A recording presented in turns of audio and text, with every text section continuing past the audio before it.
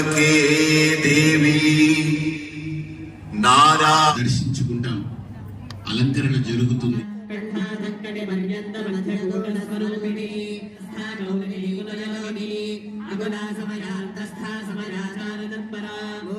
శ్రీ చక్రరాజ నిలయ శ్రీమద్ త్రిపుర సుందరి అంబా శ్రీధరి లలితాంబికా ఏవం తాంబూల పూరిత ముఖే దాడివి కుసుమ ప్రభా.